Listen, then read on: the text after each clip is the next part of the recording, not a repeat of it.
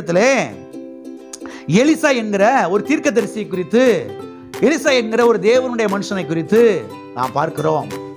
இவனை பிடித்து சிறையிலே அடைக்கும்படியாக சீரியா நாட்டு ராஜா என்ன பண்ணுகிறான் என்றால், குதிரைகளையும் ரதங்களையும் பலத்த இராணுவத்தையும் அவன் அனுப்பி வைக்கிறான்.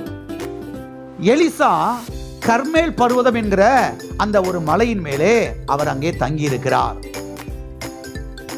இவர்கள் வந்து இரவோடு இரவாக எலிசா தங்கி இருக்கிற அந்த பர்வதத்தை சுற்றிலும் என்ன செய்கிறார்கள்? பாளையம் இறங்கி இருக்கிறார்கள், தங்கி இருக்கிறார்கள். அந்த பட்டணத்தை முழுவதும் அவர்கள் என்ன செய்திருக்கிறார்கள்? சுற்றி வந்து தங்கி இருக்கிறார்கள். எதற்காக? இந்த எலிசாவை விடிய காலையில முதல பிடிச்சி தூக்கிட்டு போய் என்ன செஞ்சிடணும்? ஜெயில போட்டு போட்டு தள்ளிடணும். யார? இந்த எலிசாவை என்று திட்டமிட்டு வந்து இவ்விதமாய் செய்து கொண்டிருக்கிறார்கள். இரவோடு இரவா வந்து பாளையம் இறங்கியாச்சு. மலையை சுத்திலும் அந்த பட்டணத்தை சுத்திலும் காலையில விடியுது. விடியும் போது பாருங்க, இந்த எலிசாவுடைய வேலைக்காரன் ஒருத்தர் இருந்தான். எலிசாவுக்கு உதவியாளன் ஒருத்தர் இருந்தான். அவன் பேரு கேயாசி. இந்த கேயாசி பாருங்க, காலையில எழும்பி வீட்டு வாசற்படியில வந்து நிக்கிறான். வீடு எங்க இருக்குது? மலை உச்சியில. அங்கிருந்து எட்டி பார்த்தா பட்டணமே என்ன செய்யும்? நல்லா கிளியரா தெரியும். நல்லா கவனிங்க. இவன் வீட்டு வாசப்படியில வந்து நிக்கிறான். அந்த பர்வதம் முழுவதும், அந்த மலை முழுவதும், அந்த பட்டணம் முழுவதும் இராணுவங்களாலே, குதிரைகளாலே, ரதங்களாலே அப்படியே சூழப்பட்டிருக்கிறதை அவன் பார்க்கிறான். சூழப்பட்டிருக்கிறதை அவன் அங்கே கண்கூடாய் பார்க்க முடிகிறது.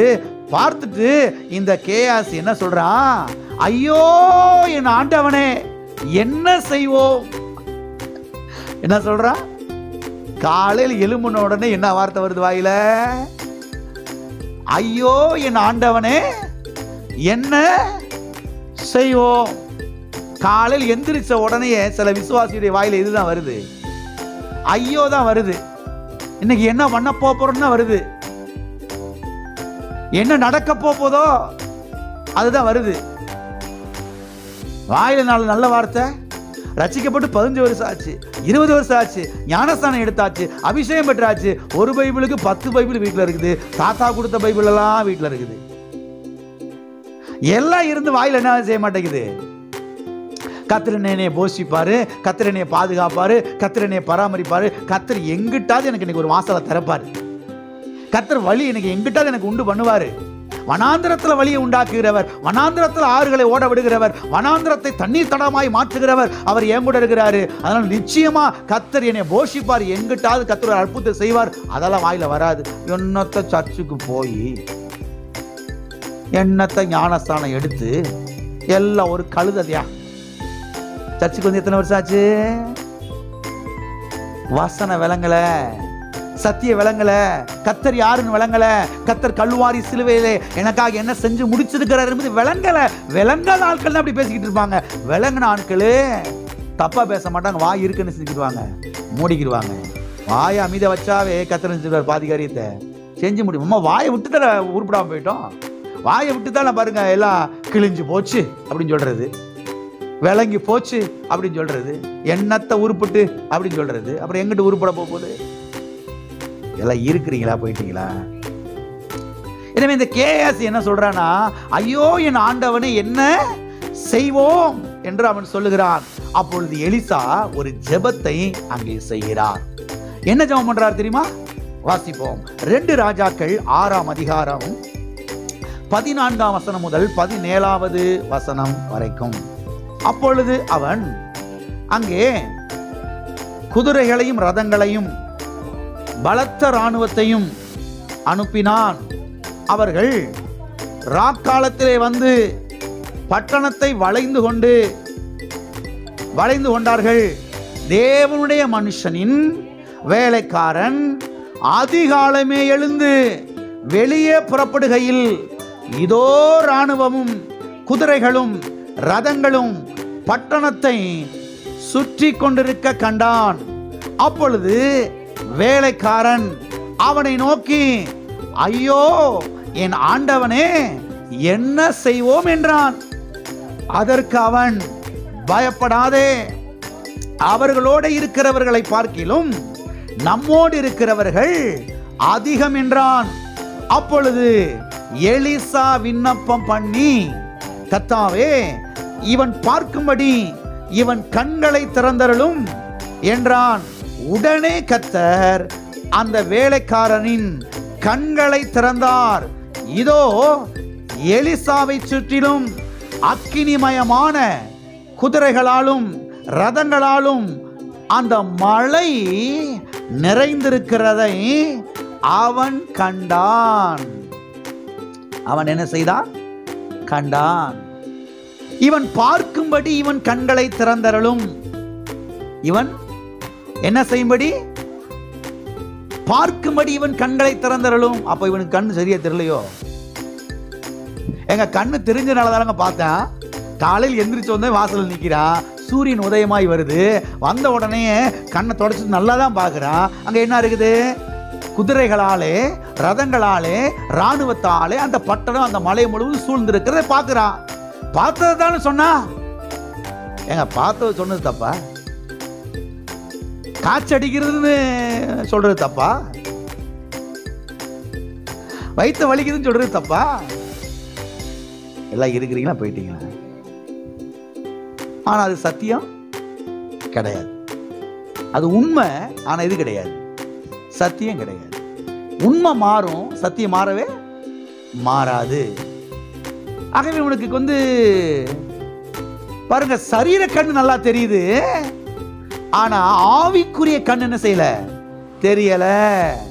மனக்கண் என்ன செய்யல? சரியா தெரியல. எனவேதான் இவன் பார்க்கும்படி இவன் கண்களை திறந்தருளும் என்று எலிசா செய்தாரு, ஜெபிக்கிறார். இவன் பார்க்கும்படி, இவனுடைய ஆவிக்குரிய கண் திறக்கப்படும்படியாய், இவனுடைய மனக்கண்கள் திறக்கப்படும்படியாய் இவர் என்ன செய்கிறார்? இங்கே ஜெபிக்கிறார். புதிய ஏற்பாட்டில் அப்போஸ்தலனாகிய பவுல் எபேசிய திருச்சபை மக்களுக்கு அவர் எழுதுகிறார். அவர் உங்களுக்கு பிரகாசமுள்ள மனக்கண்களை தரும்படியாய் நான் உங்களுக்கு என்ன செய்கிறேன்? வேண்டிக் கொள்கிறேன்.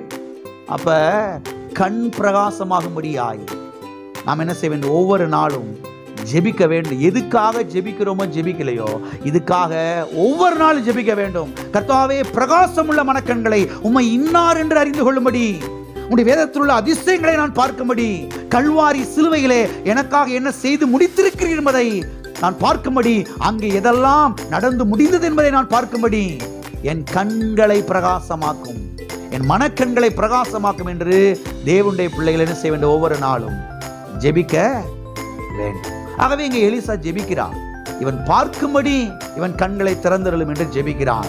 சரி, எதை பார்க்கும்படியாய் இங்கே அவர் ஜெபிக்கிறார்? ஆவி உலகத்தை பார்க்கும்படியாய், ஆவி உலகத்தில் இருக்கிற தேவனை பார்க்கும்படியாய், ஆவி உலகத்தில் இருக்கக்கூடிய நன்மைகளை பார்க்கும்படியாய், ஆவி உலகத்தில் இருக்கக்கூடிய அந்த தெய்வீக பாதுகாவலை பார்க்கும்படியாய் இவர் இங்கே என்ன செய்கிறார்? ஜெபிக்கிறார். நாமும் கூட இதற்காக என்ன செய்ய வேண்டும்? ஜெபிக்க வேண்டும். அந்த ஆவி உலகத்திலே எனக்காக நீர் ஆயத்தம் பண்ணி வைத்திருக்கிற அந்த நன்மைகளை பார்க்க, அந்த பாதுகாவலை பார்க்க, ஆவி உலகத்திலே இருக்கிற தேவாதி தேவனை உம்மை நான் பார்க்க எனக்கு உதவி செய்யும். ஆமென். எபேசியர் 1ஆம் அதிகாரத்திலே வாசிக்கிறோம், 3ஆம் வசனத்திலே வாசிக்கிறோம், உன்னதங்களிலே ஆவிக்குரிய சகல ஆசீர்வாதத்தினாலும் தேவன் நம்மை கிறிஸ்துவுக்குள் என்ன செய்திருக்கிறார்? ஆசீர்வதித்திருக்கிறார். அந்த ஆவி உலகத்தில் எல்லா ஆசீர்வாதங்களையும் கர்த்தர் செய்திருக்கிறார். கல்வாரி சிலுவையின் மூலமாய் சம்பாதித்து ஆவி உலகத்தில் என்ன செய்திருக்கிறார்? கர்த்தர் டெபாசிட் பண்ணி வைத்திருக்கிறார், அங்க வைத்திருக்கிறார். இப்ப ஆவி உலகத்திலே தேவன் வைத்திருக்கிற அந்த நன்மைகளை, அந்த பாதுகாவலை நாம் பார்க்கும்படியா என்ன செய்ய வேண்டும்? ஜெபிக்க வேண்டும். எதுக்காக ஜெபிக்கிறோமோ ஜெபிக்கலையோ, இதுக்காக அதிகமா என்ன செய்ய வேண்டும்? ஜெபிக்க வேண்டும். ஆவி உலகத்தில் நீர் வைத்திருக்கிற அந்த நன்மைகளை, ஆசீர்வாதங்களை, அந்த பாதுகாவலை நான் பார்க்க என் கண்களை என்ன செய்யும்? பிரகாசமாக்கும். சரி, இந்த கேயாசி கண்கள் திறக்கப்பட்ட பொழுது அவன் எதை பார்த்தான்? இவன் கண்களை திறந்தருளும். கண்கள் திறக்கப்பட்டுருச்சு. இப்ப திறக்கப்பட்ட உடனேயே அங்க அவன் எதை பார்க்கிறான்? இங்க நான் பார்க்கிறோம், அக்கினிமயமான ரதங்கள், அக்கினிமயமான குதிரைகள். என்ன குதிரை? மாம்ச குதிரை கிடையாது, மாம்ச ரதங்கள் கிடையாது. அப்ப கர்த்தர் பாருங்க எப்படிப்பட்ட ஆர்மியெல்லாம் வச்சிருக்கிறாரு பாருங்க, எப்படிப்பட்ட மிலிட்ரியெல்லாம் வச்சிருக்கிறாரு பார்த்தீங்களா? இந்த மிலிட்ரியெல்லாம் ஒண்ணும் இல்ல, பிஸ்கோத்து ஒண்ணும் கிடையாது. தேவன் வச்சிருக்கிறாருங்க, பெரிய பெரிய ஆர்மிஸ்லாம் வச்சிருக்கிறாரு, பெரிய பெரிய ராணுவத்தெல்லாம் வச்சிருக்கிறாரு பாருங்க. அக்கினிமயமான ரதங்கள், அக்கினிமயமான குதிரைகளை கர்த்தர் வச்சிருக்கிறாரு. கண் திறக்கப்பட்ட உடனே இவன் எதை பார்க்கிறானா? அக்கினிமயமான ரதங்கள், அக்கினிமயமான குதிரைகள் எலிசாவை சுற்றில் இருக்கிறதை அவன் பார்க்கிறான். அந்த பட்டணம் முழுவதும் நிறைந்திருக்கிறதை அவன் அங்கே பார்க்கிறான். எனவே யெகோவா ஷமார் நம்மை சுற்றிலும் பாருங்க அக்கினிமயமான குதிரைகளை கொண்டு, அக்கினிமயமான ரதங்களை கொண்டு அவர் பாதுகாக்கிறவராயிருக்கிறார், நம்மை பராமரிக்கிறவராயிருக்கிறார். எனவே அடிக்கடி நாம் ஜெபிக்க வேண்டும். கர்த்தாவே, உம்மை பார்க்க என் கண்களை பிரகாசமாக்கும், உம்மை பார்க்க வேண்டிய பிரகாரமாய் நான் பார்க்க எனக்கு என்ன செய்யும்? உதவி செய்யும். ஒவ்வொருத்தரும் உம்மை ஒவ்வொரு விதமா பார்க்கிறாங்க, அதெல்லாம் சரி கிடையாது. ஆனால் உம்மை பார்க்க வேண்டிய விதத்திலே நான் பார்க்க என்ன செய்ய எனக்கு உதவி செய்யும். நீ கிறிஸ்தவ மக்கள்கிட்ட நீங்க ஒரு வீடியோவை தூக்கிக்கிட்டு, ஒரு வீடியோ கேமராவை தூக்கிக்கிட்டு, ஒரு மைக் எடுத்துட்டு நீங்க போய் பேட்டி எடுங்க ஆண்டவர் எப்படின்னு நீங்க கேட்டீங்கன்னா நமக்கு தலை பிஞ்சிரும், நமக்கே முடியலாம். ஆளாளுக்கு கர்த்தர் அடிக்கவும் செய்வார் பிரதர், அணைக்கவும் செய்வார் பிரதர். கர்த்தர் தான் பிரதர் வியாதியை கொடுக்கிறாரு, கர்த்தர் தான் பிரதர் சுகமாக்குறார், கர்த்தர் கைய காலை ஒடிக்கிறார், கர்த்தர் தான் அந்த பிள்ளை 3 வயதில் எடுத்துக்கொண்டார். கர்த்தர் சில வேளை நன்மையும் செய்வார், சில வேளை தீமையும் செய்வார். சொல்ல முடியாது பிரதர் கர்த்தர் எப்ப என்ன சொல்லுவார் செய்வாரு. ஆளாளுக்கு ஆளாளுக்கு ஆளாளுக்கு என்ன செய்வாங்க? ஒன்னு சொல்லுவாங்க. ஏன்னா அவங்க அப்படி பார்க்கிறாங்க. ஆளாளுக்கு என்ன செய்யறாங்க? கர்த்தர் தான் பிரதர் இந்த தரித்திரத்தின் பாதையிலே நம்மை நடத்தி கொண்டிருக்கிறார். மகனே கலங்காதே, இந்த தரித்திரத்தின் ஊடா கர்த்தர் நடத்தி கொண்டு போகிறார். நான் 15 வருஷமா கஞ்சிக்கு வழியிலாம போட்டு கொண்டுகிட்டு இருக்காரு. 15 வருஷமா கஞ்சிக்கு வழியிலாம நம்மளை போட்டு நினைச்சாரு, போடச்சு எடுத்துக்கிட்டு இருக்கிறாரு, போட முடுறாரு.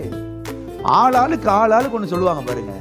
அதான் நான் சொன்னேன், கர்த்தாவே உம்மை பார்க்கும் விதமாய், உம்மை பார்க்கிற பிரகாரம் நான் பார்க்க எனக்கு உதவி செய்யும். ஆளாளுக்கு ஆளாளுக்கு அவங்கவுங்க பார்வையை என்ன செய்யறாங்க? ஒப்புக்கிறாங்க, கொப்பளிக்கிறாங்க. ஆளாளுக்கு ஒவ்வொன்றும் சொல்றாங்க கர்த்தரை பத்தி. அது எனக்கு தேவையில்லை. கர்த்தாவே உம்மை பார்க்கிற பிரகாரம் நான் பார்க்க எனக்கு உதவி செய்யும். நீர் நல்லவர், நீர் ஜீவனுள்ள தேவன், நீர் கொடுக்கிற தேவன், நீர் எடுக்கிற தேவன் அல்ல. நீர் நன்மையை கொடுக்கிற தேவன், தீமையை கொடுக்கிற தேவன் அல்ல. நீர் சுகமாக்குகிற தேவன், நீர் வியாதியை கொடுக்கிற தேவன் அல்ல. நீர் ஐஸ்வரியத்தை கொடுக்கிற தேவன், நீர் தரித்திரத்தை கொடுக்கிற தேவன் அல்ல. நீர் என்னை பாதுகாக்கிற தேவன், நீர் என்னை லாரிக்குள்ள பிடிச்சி தள்ளி விடுகிற தேவன் அல்ல. எல்லாம் இருக்கிறீங்களா?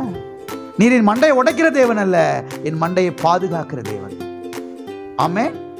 என் பிள்ளையை எடுக்கிற தேவன் அல்ல, நீர் என் பிள்ளையை பாதுகாக்கிற தேவன். உம்மை பார்க்கிற பிரகாரமாய் நான் பார்க்க என் கண்களை பிரகாசமாக்கும். ஒவ்வொரு நாளும் இதுக்காக ஜெபிக்கணும். இந்த ஜெபம் உள்ள அப்படி என்ன செய்யணும்? பத்தி எரியணும், ரத்தத்துல ஊறிடணும். இதுக்காக ஜெபிக்கணும். ஆளாளுக்கு ஒன்று சொல்றாங்க, ஆண்டவரே எனக்கு தேவையில்லை அது. இந்த வார்த்தையிலிருந்து நீர் யார் என்பதை எனக்கு காண்பியும். உங்களுடைய வார்த்தைக்கு மாறாய் ஒரு நாள் என்ன மாட்டீர், செயல்பட மாட்டீர். உங்களுடைய வார்த்தையை கர்த்தாவே எனக்கு காண்பியும் ஆண்டவர். வார்த்தையிலிருந்து நீர் எப்படிப்பட்ட தேவன் என்பதை எனக்கு வெளிப்படுத்தும், என் கண்களை பிரகாசமாக்கும் என்று நாம் ஜெபிக்க வேண்டியது அவசியமாக இருக்கிறது. ஆகவே எலியாவை யெகோவா ஷமார் பாதுகாத்தார், பராமரித்தார், போஷித்தார். நான் சொல்லுகிறேன், கர்த்தர் உங்களை பாதுகாத்து உங்களை என்ன செய்வார்? பராமரிப்பார், போஷிப்பார், நடத்துவார். அக்கினிமயமான ரதங்களை கொண்டு, குதிரைகளை கொண்டு உங்களை பாதுகாப்பார். ஆமென். பிள்ளைகள் ஸ்கூலுக்கு போகும்போது இப்படி சொல்லி ஜெபம் பண்ணுங்க. அக்கினிமயமான ரதங்களை கொண்டு, குதிரைகளை கொண்டு கர்த்தாவே என் பிள்ளைகளை என்ன செய்யும்? பாதுகாத்து. என் பிள்ளையை யாரும் டச் பண்ண முடியாது, என் பிள்ளைகளை யாரும் தொட முடியாது. எந்த பொல்லாத மனுஷனும் எந்த பொல்லாத மனுஷனையும் தொட முடியாது, கடத்த முடியாது. கர்த்தர் பாதுகாக்கிறார் அக்கினிமயமான ரதங்களை கொண்டு, குதிரைகளை கொண்டு. எந்த ஒரு மருந்தை கொண்டு வந்து என் பிள்ளை மேல நினைச்சு முடியாது, யாரும் தடவ முடியாது. மக்கள் பாருங்க, பிள்ளை நீங்க பேசுறத பாத்தீங்கன்னா மைய கொண்டு வந்து தலையில தடை விட்டு போயிட்டாங்க. பார்த்துருக்கீங்களா? அப்படியே பேசுற மாதிரி பேசிக்கிட்டு நின்றுக்கிட்டு அப்படியே மைய தலையில தடை விட்டு போயிட்டா. என்ன செஞ்சுட்டு போயிட்டா? தடை விட்டு. நீங்க அப்படி பேசாதீங்க, நீங்க விசுவாசிங்க. யார் என் பிள்ளை மேல மைய தடவ முடியாது, மருந்து நினைச்ச முடியாது, தடவ முடியாது. அக்கினிமயமான ரதங்களை கொண்டு, குதிரைகளை கொண்டு கர்த்தர் செய்கிறார், பாதுகாக்கிறார்.